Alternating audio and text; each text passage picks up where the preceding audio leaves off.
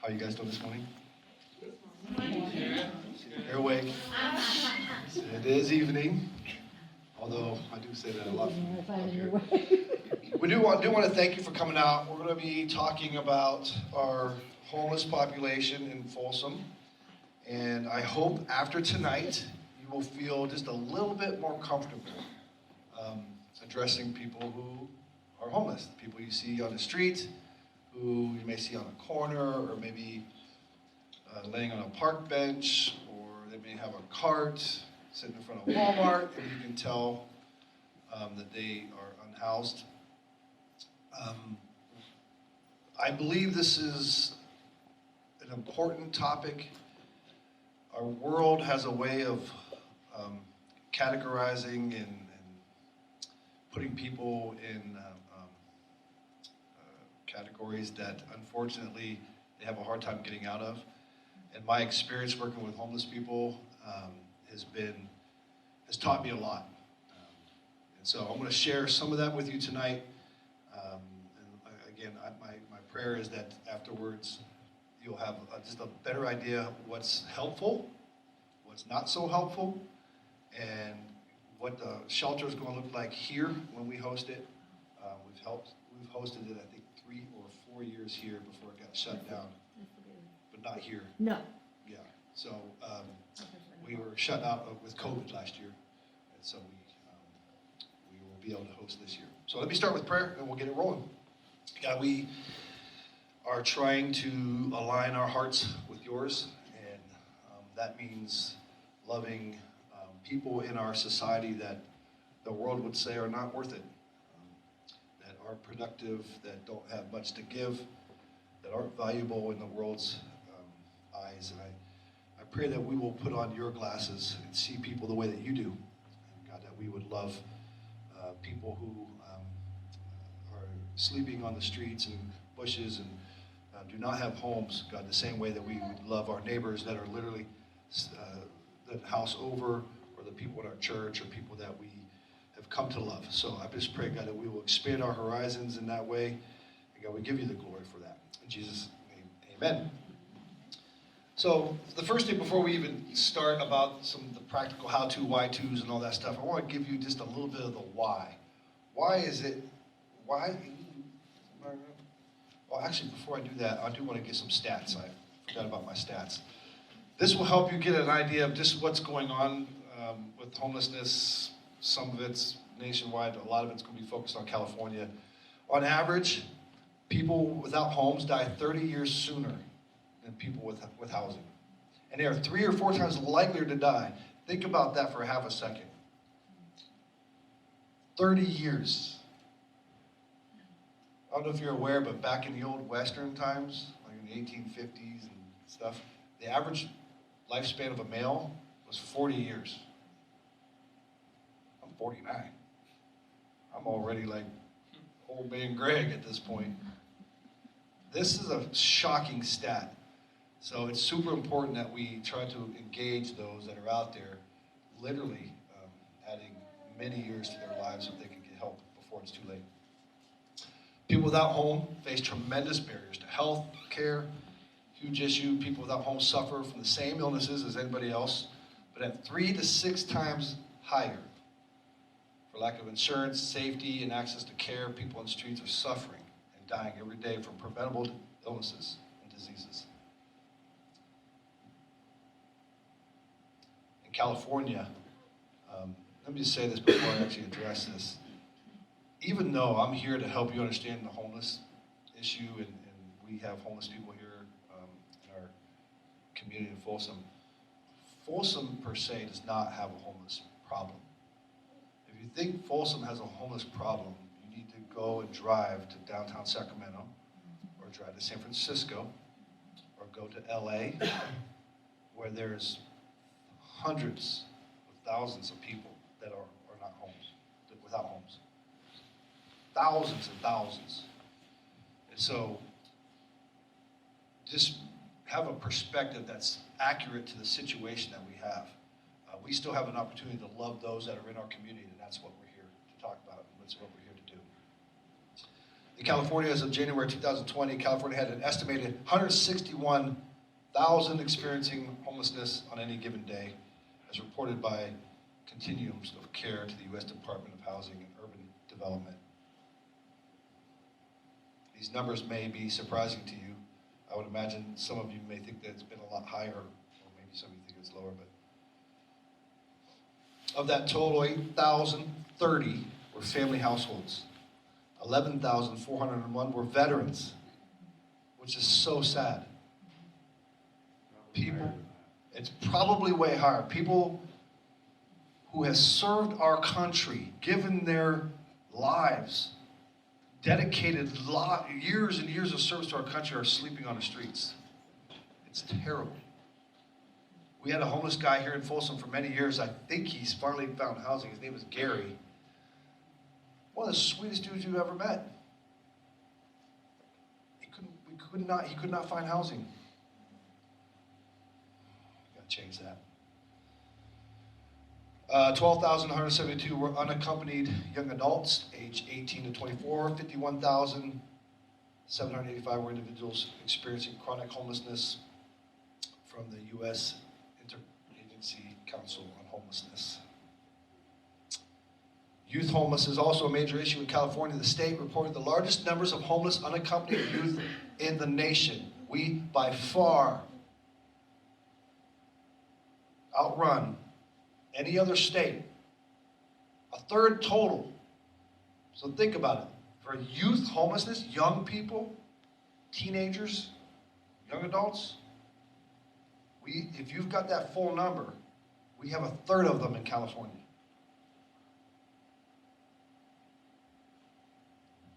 So why? We got one more, I think. This is the last one. The National Coalition of the Homeless has found that 38% of homeless people are alcohol dependent, 26% are dependent on other harmful chemicals. Oftentimes, addiction is a result of homelessness. People go into homelessness for whatever reason that they find themselves in. And as a result of being on the street and not being able to get out of that cycle, turn to drugs and alcohol. My experience here in Folsom is that number is way higher. At least weed, at the very minimum, a daily coping mechanism. And then oftentimes, if it's a long-term thing, it turns into harder drugs that help get through alcohol and hard drugs. So the why, we're going to get through this fairly quickly so we can get on to the good stuff. But this, without the understanding of the why, it doesn't really matter. This is the Good Samaritan story. Jesus was approached by a lawyer, and the lawyer basically asked him, "What shall I do to inherit eternal life?" And Jesus has this answer, and it's such a creative way to share the heart of Christ with this guy who knows a lot about the law. And he's kind of trying to trick Jesus up. He's trying to trip him up. So he asks him, what do I have to do to inherit eternal life? And Jesus tells him, what do you think the answer is? And he says, you shall love the Lord your God with all your heart, with all your soul, with all your strength, with all your mind, and your neighbor as yourself. And Jesus said to him, you have answered correctly.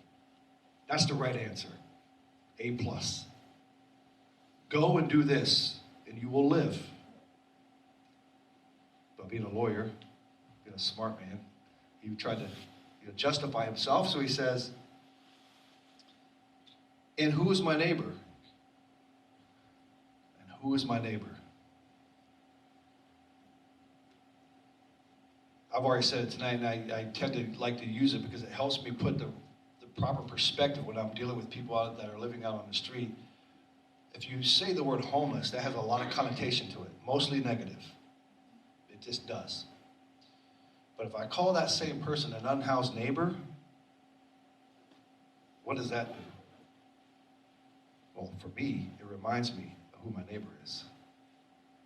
I'm much more likely to give a cup of sugar to a neighbor than to a homeless guy. Right?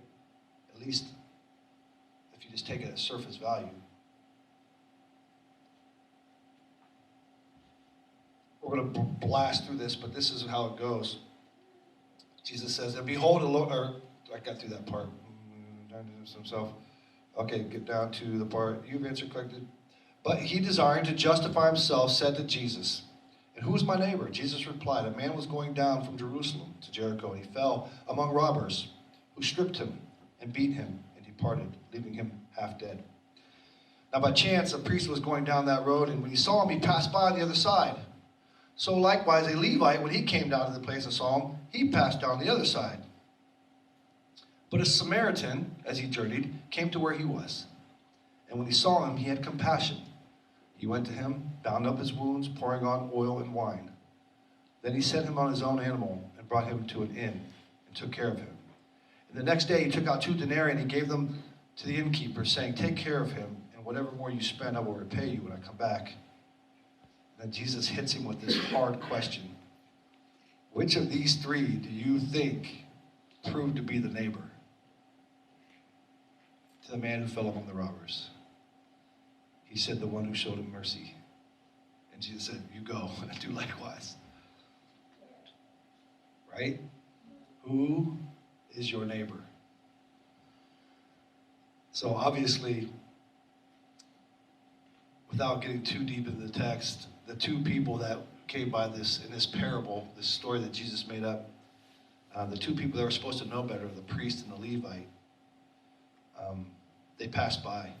But the one who wasn't supposed to have compassion, the Samaritan, the half-Jew, in that time would have been the hated guy. He's not going to be the hero of the story, but he's the one that has compassion for this man. And I believe when we look around, we need to be like the Samaritan. We need to have compassion for people, because if you remember what the question was asking, how do you inherit eternal life? You need to love the Lord God with all your heart, with all your soul, with all your strength, and all your mind, and your neighbor as yourself. That was the question that was asked. And Jesus gives this example. If we call ourselves Christians, it's a natural flow to help those that society would say would be the least of these. That's the why. Why are we doing this? That's because we should. We should be helping people that are out there struggling. And we should do it with a smile on our face and with joy. Yeah. You guys feel that? That's what I'm talking about. So now we're going to get into some of the other stuff. When you are homeless, oftentimes you are invisible. You're a ghost. People will walk by you. They won't see you. You will be right in their way. And it is as if you literally are see-through, and they'll walk right by you. Can you imagine what that would do to your psyche? Day after day after day after day. People not even seeing you, not making eye contact with you, as if you don't exist. One of the things that I would want to share with you is the thing I learned about helping people who are homeless is to treat them like they're human. It's dehumanizing when you're homeless for a long time. People don't want to talk to you. They don't want to touch you. People, have a certain, posture of they're probably dangerous. In some cases that may be true, but most of the time not. So I would say it's okay to make eye contact. If you walk up to a store and there's a homeless guy there, your first instinct is to go do what you've done your whole life. Just avoid, skirt, and get around. But I would challenge you, the next time you have an opportunity, look him in the eye. Say, good morning, sir. Good morning, ma'am. How you doing today? I promise you, they won't bite. I hope that they don't bite you, but they probably will not bite you. It's unlikely that they will bite you. It provides dignity. It'll bust some myths for you, too. You'll be surprised at some of the responses. A lot of people out there that are homeless are not homeless for the reasons you think. And you know why you don't know that? Because you won't talk to them. And you won't hear their stories. It's pretty crazy. A lot of people who are homeless don't get physical touch. So a handshake, or in the right circumstances, if it's appropriate, a hug. Man, you imagine never being touched. not only being invisible, but never being touched. That's a weird thing. None of us are really used to that. So, give dignity. That's a big thing. Sign flyers, beggars. You know what a sign flyer is? Those are the guys that are sitting on the corner, or the gals with the sign. Sometimes they'll say, need cash for weed, or need cash for food, or sometimes they're funny. Sometimes they'll have tendency just to give them money because it's super funny, but they know that, so don't do that. One of the worst things you could do for people who are homeless, if you're really interested in helping them, is give them cash. Don't give them cash. I'm going to say that as a blanket statement because it's mostly 99% of the time true. But there are no hard and fast rules for these things. It's not written in stone. There may be a situation where cash is appropriate when you're in a mentor-based relationship and something's going on and you know this person and you know that they need money, but this is just an overall blanket statement. If you give cash to a homeless person, there is a high chance that's going to alcohol, drugs, or some other form of currency for them. I was in the Starbucks with a buddy named Rob, and we were sitting outside. It's the one where the World Traveler is now, but it was Starbucks before. And we were sitting there, and an older gentleman came up, and I was just having a conversation with my buddy, and he kind of steps up to our table, and he goes, "I'm sorry, what'd you say?" And just kind of butted into our conversation. I was like, "Hey, just talking to my buddy Rob here." He goes, "Oh, hey, do you happen to have any change on you?" I was like, "No, I don't actually. I don't have any change." Rob was like, "No, I don't have any change, man. I'm sorry." Instead, he's like, "Oh, okay. I haven't eaten for a long time. I'm super thirsty." I was like, "Man, I'm really sorry. I literally don't have any cash. Even today, I don't really carry cash, so it's not uncommon for me not to have cash." And so he hits the next table, next table, next table. And as he started walking away from Starbucks, I thought, I don't have cash, but I have a card. I'm not going to give him my card, but I can certainly run into Starbucks and get him a sandwich and a drink. Sometimes I'm a little crispy like that. I just didn't think of it at the time. And so I was like, "Rob, do you mind if I run down and grab this guy real quick and just see if he's hungry?" He said he hadn't eaten in a long time. He goes, "Yeah, go ahead." So I jump up, I run down, I grab the man right before he's across the street and said, "Hey, I'm sorry, man. I didn't think of it at the time when you asked me, but I don't have any cash, but I can get you a sandwich and a drink. Let's go back and get you whatever you want." "Oh, man, my teeth have really been bothering me lately. I can't have anything hot or cold. It's been..." I'm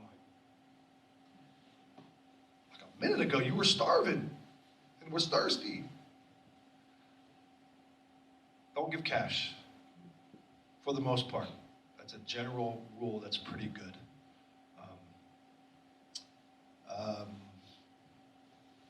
Again, there may be a situation where you find yourself in a mentor-based program like Heart, or if you've been working with a guy a long time, cash may be an appropriate thing, but for the most part, don't do that.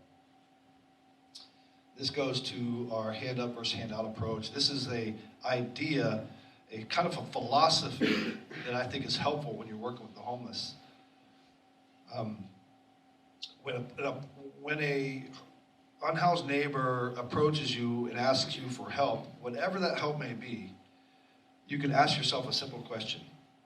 Is this going to be a hand up or a hand out? Some handouts are appropriate and okay. Some are not. And I'll give you an example. I am good with buying somebody who's been out, flying a sign or something, a meal, because I know that they may not have had a meal for a while. Although the people in Folsom seem to do pretty well, but I don't worry about that. If they're hungry, I'm going to feed them. I'm good with that. Handing out, if a homeless person approaches me and says, "Hey, I need a phone," I'm not going to give them a phone, because that phone is currency for other things. So use discernment when you're using when somebody asks you for something. try to think about, is this going to help them or is this going to keep them comfortable where they are? Meals, warm jackets, socks, essential needs, care packages, those are all good things. I think those are great. I'm going to talk about that next, actually. If you can, if you want to be more involved with the homeless population, you can have, bags of care packages in your car, little meals and blankets and things like that that you can hand out if somebody needs it. You'll be Johnny on the spot. And they'll think, oh, this person loves people who are out here like me. It's a way to show love. Prepare for encounters. That's just kind of what I was talking about. Being smart, knowing if you leave here and you're like, you know what, I can do this. I want to help. I want to be more out there. And I'm going to be bold and I'm going to talk to people more. And you can prepare for that. One of the ways you can prepare for that is just how I mentioned, the care packages and those things. But other things like this, we have little handouts that you can have in your car that you can give to people. This particular one is relevant to our winter shelter, right? You can put these in your little car door jam thing. And if you see somebody flying a sign and you're not sure, they look new to the area, have you heard of HEART? Have you heard of the winter shelter? Here, take this. It has directions on where to go and at what time. Get a free meal, warm place to stay tonight, safe, yada yada, shower, most places. And so you can be prepared for that encounter. There's a navigator in HEART. Her name is Nina, and she is from Sacramento Self-Help. She has a phone number that I have here. I'd be happy to share that with you afterwards. Hit me up and I'll make sure I get that to you. You can have this list that Yvette Horst helped put together, which is a list of mental health clinics, places people can go, suicide prevention lines. There's all kinds of good, mental health. I already said mental health clinics. What else is on here? Recovery places. Just an excellent resource for people who may be struggling with mental health issues. You can have this in your car, and you can give one of these copies to them and come back and get more from me. And just kind of be aware of what's out there. You can say things like, are you familiar with Twin Lakes Food Bank? Have you ever went over there and got a meal? They will give you food. You can just kind of do a little research of what's helpful here in town. Does that make sense? Good stuff. This is going to be a little weird to say. Not all homeless want to be unhomeless. Is that a shocker to you? It was a shocker to me when I first started working with the homeless. I literally thought everybody out there who's homeless would do whatever they got to do to get out from being homeless. Everyone. Who wants to be homeless? Nobody, right? Well, it's not that simple. It's not that simple. Some of the people have been homeless for whatever reason, have been out there for 10, 12, 15 years. And they've developed all kinds of mental disease that prohibits them from moving forward. Distrust of the cops. Distrust of people in general. Distrust of the churches. The government out to get them and is watching them day to day. I mean, a lot of stuff like that. I run into a lot of things like that. And so I'm telling you that so that you know when you want, in all your heart, you want to help somebody move out of homeless, get them on the right track, and you really want to help them, you're doing everything you can to help them, and they're resistant. It's not you. They got deeper things. And if you want to help, sometimes you yourself are not going to be able to help. I was really frustrated because I was going to make Folsom unhomeless. I was going to get every one of them. I swear, I was out there in the beginning, like I'm talking to all of these fools. They're all going to be housed in under a year because I'm just that good.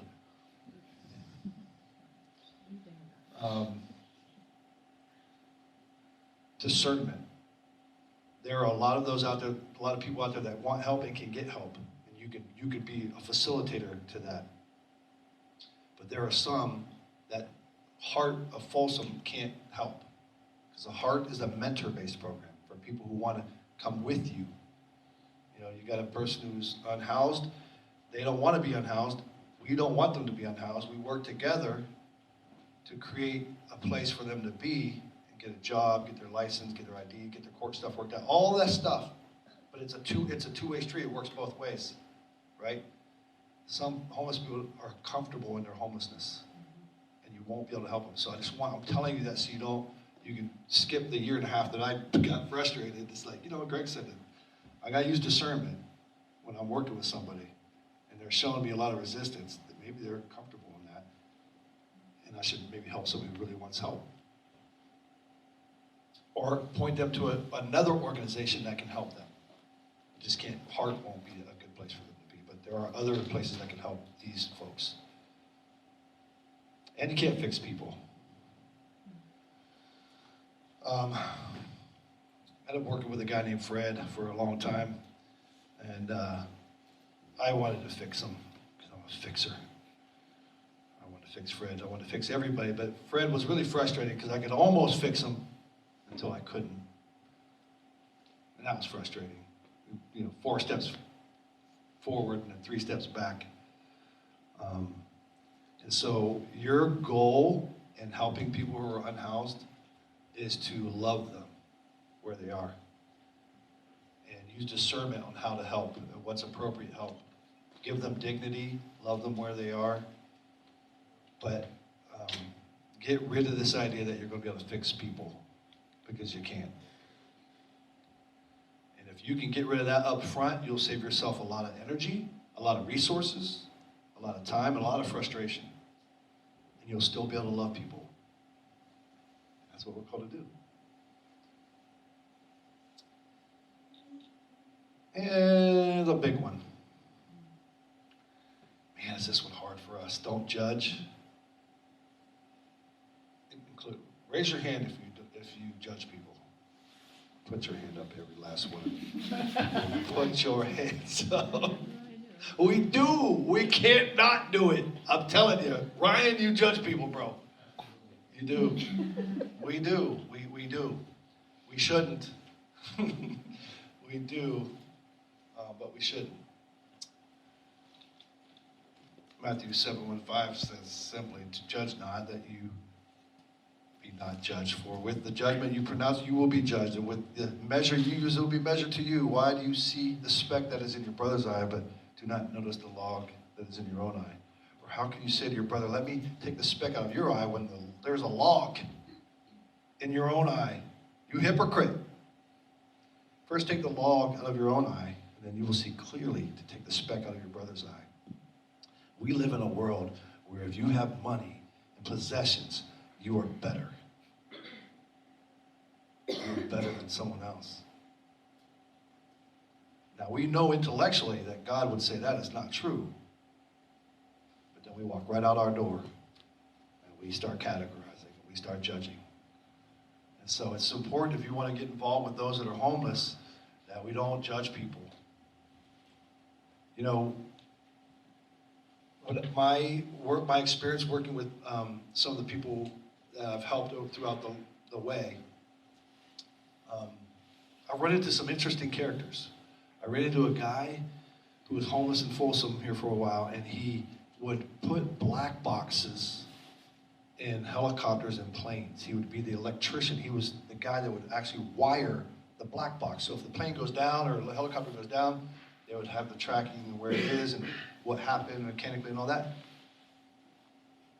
Homeless. Would anyone in here guess that somebody who could put an electric box, a black box in a plane, could be homeless? Probably not, huh? What about a college professor? What about a business owner? All 3 of those are people I've worked with in this town. College level professor. What happened? Well, his family was killed in a car accident. That led to drinking, which led to jail, which led to losing his home. which led to, as you can imagine, losing everything, including your livelihood. And now you're on the street, starting over. If you're in here and you think that you can't be homeless, I'm here to tell you you are wrong about that.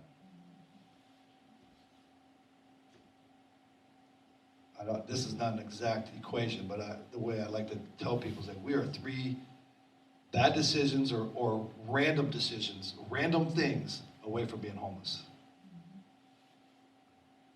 And so when you do that, it's like you have a new perspective when you see somebody, instead of saying, oh, that guy has to be a drug addict, or clearly, instead you approach it with a different perspective. That guy may be a professor. He may put black boxes in. He may be a former electrician. He may be smarter than me. Do you know how many homeless people I've met that are smarter than me? A fair amount. That's no joke. Well, why would that be shocking? It's because we judge people. we make some presuppositions about things, and we shouldn't.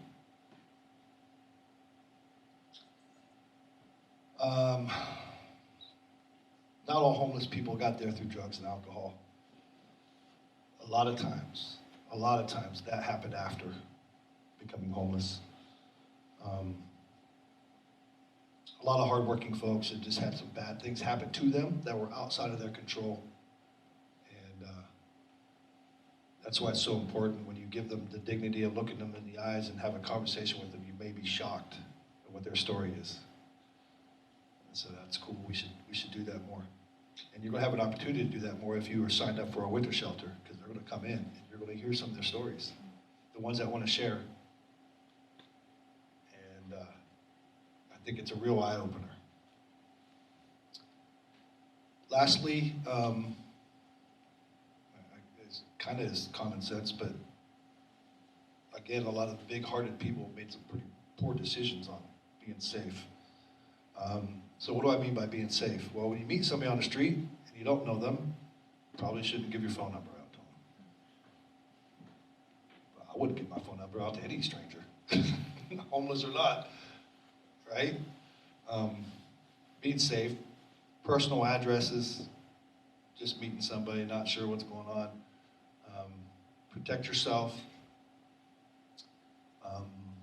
Going with somebody to a secluded location. If you're like on a trail, says, hey, I want to show you this really cool thing I did over here. Be smart, be safe.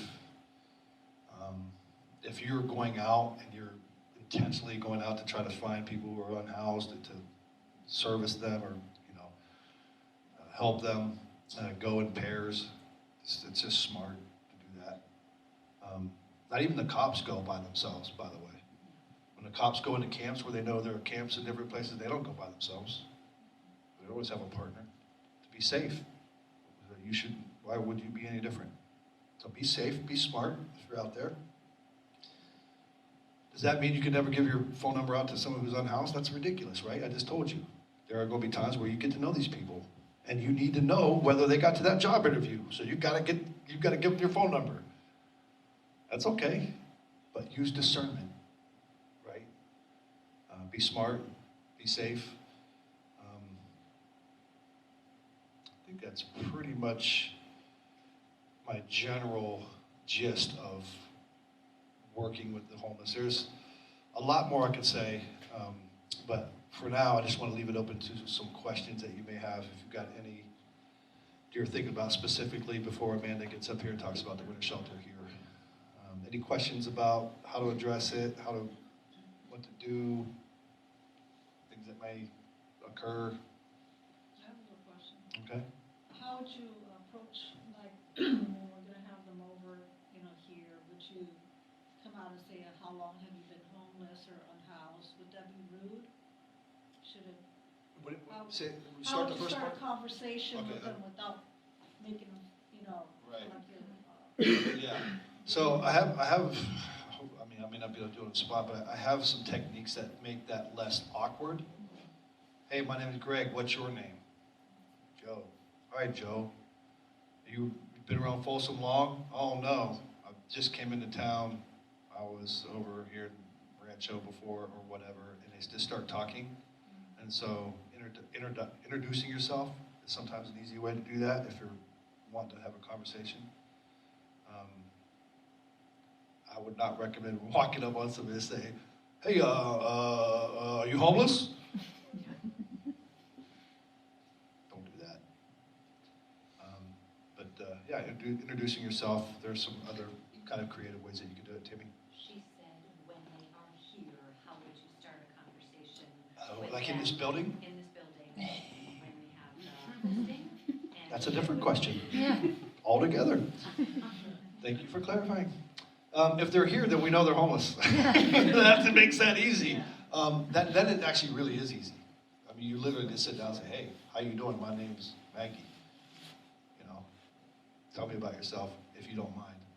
I'd love to hear your story, or even talk about yourself a little bit, make them feel comfortable. Engage with them a little bit. Oftentimes we'll have music playing or something going on in the background. You may be able to ask them a question if they, are you a football fan?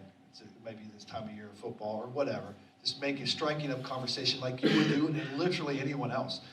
The thing, that's the perspective change we need to have. It's not like there's people and then there's homeless people. That's weird. People who are homeless just don't have a house. They're people. And so you would talk to them the same way you would talk to anybody else. If you went to a coffee shop with your girlfriends and they brought some new girls, you wouldn't feel that would be awkward to talk to the new girls. You don't know them, but you'd be like, oh, what's your name? I'm Maggie. And you would do the same thing that you would do to somebody who wasn't homeless, right? And so kind of try to erase the fact that they don't have a home, so they're in this weird category. So that these are people who are struggling, and you can help them. And so the ones that are here, that's kind of a home run. It's a little easier when they're here. And I'll say this is what we do at the Gaber House. If you're not sure how to address the people, like at the Gaber House, we took our kids down to Mexico. If you don't know how to help the kids who are profoundly disabled and struggling, no problem. Watch Mackenzie. Watch me.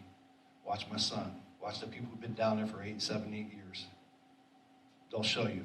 They'll demonstrate for you how to interact with them. And next thing you know, you just do what they did. And so that's also true. If you're not sure, just watch people interact. Like, oh, I can do that. Oh, it's easy. So, it's everything. I was just gonna say, I feel like oftentimes they're probably just as nervous or as uncomfortable or worried to make you uncomfortable as you are them. So asking them questions, they're probably worried about making you feel uncomfortable too. So. Yeah, that's a good call. Don't press. The people who come here, especially in our week, we're the last week. These people have been bombarded for every week since January. 11 weeks. 11 weeks, so We'll be number 12. they may not be in the mood to talk. And you know what? Read social cues. Read the social cues. If they don't want to talk, don't be asking them 1,000 questions. Then they're going to get nervous. Like you're the popo. Why are you asking me all these questions? Leave me alone. So you just got to read social cues. That would be helpful. I can give a little perspective on this. Being a veteran, getting deployed, going to combat zone, seeing some horrible things. When I came home, that's all anybody wanted to talk to me about. After you've spent a year and a half of your life dealing with that, that's the last thing you want to think about. But that's all anybody wants to talk to you about. And you just want to put it in the past. Now, eventually you need to talk about it, but don't force them into that conversation. Just talk to them like you talk to another human being. If it comes up and they want to talk about it, talk about it. Otherwise, talk about the weather. How would you talk to anybody else you meet on the street? Yeah, that's good. That's good. That's smart. I think when you're sharing a meal with somebody, it's easy to even just talk about food. You know what I mean? It's like spaghetti is my favorite. Then you'll hear like, oh yeah, my grandma used to make spaghetti. And it sometimes naturally just flows and you'll see how much they want to talk or to not talk. But Yeah. I think sharing food with somebody is a really cool thing. And then every year, bar none, there's going to be one of those people that come to the door and they can't wait to see you. And they're going to tell you everything, starting from first grade. They want to tell you their life, and that's cool. Maggie, you won't get a word in edgewise, I promise. They'll tell you everything. You won't even have to ask. But for many of them, they've been through it's been hard. They've been living a hard life. And You know what they want? To sleep. They want to eat, they want to sleep, and that's perfectly okay. And we're going to love them well doing that. So, any other last questions before we get Amanda up here? Got about 20. Go ahead. You mentioned Heart's mentor-based. Could you elaborate on that? Like what they offer? Yeah, Heart of Folsom stands for Homeless Assistance Resource Team. It was started a few years back here in Folsom by Ed Kelly. And shortly after that, I started on the board because I was doing an undercover homeless ministry myself here. And so when I heard about what they were doing, I'm like, that's kind of what I'm doing. And we had the same vision and love for people. And so I was like, oh, this just makes sense. So it's a mentor-based program. So you got homeless people here, you got mentors over here, and they say, you know what, I don't want to be homeless anymore. We say, good, we can help you. And then boom, boom, we pair them up, and they start working together. I need an ID. I lost my ID years ago. I need a new one. I've got some court stuff I got to take care of. I've got, issues, things that need to be handled. And so the mentor says, I can help you. I can go to the DMV with you. I can help you get your license back. We start applying for jobs. You need a haircut? Greg's got a connection. He'll get you a free haircut. Blah, blah, bam. And we start working with people. And it's amazing for people who want to help themselves. We step in. I don't want to say it's 100% success rate, but it's close. We've got people, apartments, who've been working 2 jobs out there, sleeping in the bush at night, staying clean somehow, getting back up, doing the same thing. We've taken people like that, gotten them temporary housing, and then into regular housing. So it works. It's a mentor-based program. Heart, so you just heard what I said about Heart. We can't take that person that says, I'm homeless, give me a new sleeping bag and a bigger tent. They want to continue to be homeless. Heart's not the organization for them. There are other places, other resources that they can tap into that will help them. But Heart of Folsom is not that one, if that makes sense. We want to work with those that want to help. They gotta also participate in the process. We don't drag. It would be like trying to drag somebody who's an alcoholic into sobriety. You can't drag people that doesn't work. It's never worked. They have to want to be sober in order for that to work. Same with homelessness. They don't want to not be homeless anymore. And so our goal is to try to catch them early. Whether they're old or young, doesn't matter. Early in the homelessness process, if they're out there 6 months or less, a year or less, we want to swoop them up and get them out before they start getting all the rest of the stuff that comes with it. And quite frankly, it's just not even safe out there, right? If you're living out there, it's not safe. Any other questions? You have.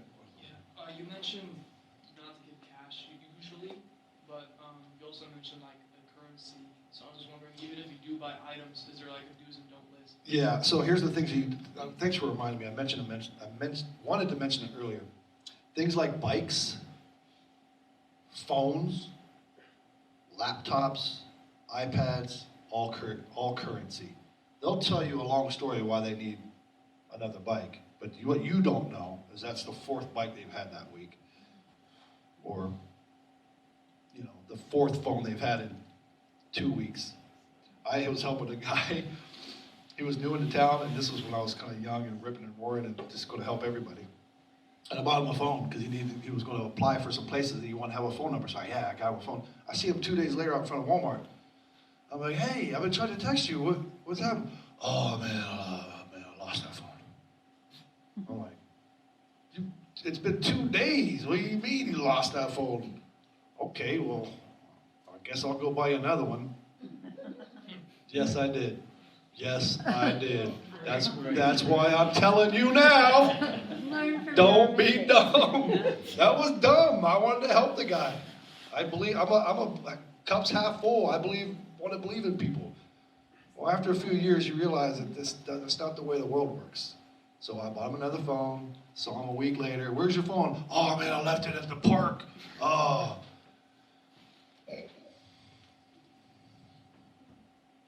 Bikes, phones, electronic equipment in general. Now, I said there's nothing written in stone that says don't buy a bike for somebody, right? You may have a guy who's working 2 jobs and he's walking 4 miles each way in the morning to get to work. So it may be appropriate if you're working with this guy, say, you know what, it would be easier? A bike. It would make that hour-long walk 15 minutes or 10 minutes. And so, and that guy's going like, you know what, that would save me my leg. I'd be so less tired. I would be the world's greatest blessing if you could do that for me. And there's the difference. There's the discernment, right? Use discernment. A lot less likely to lose that bike because now he's got to walk again, right? And so just using discernment. But yeah, that's the main ones are the phones, laptops. I've actually had, I won't go there. Yeah. Any other questions?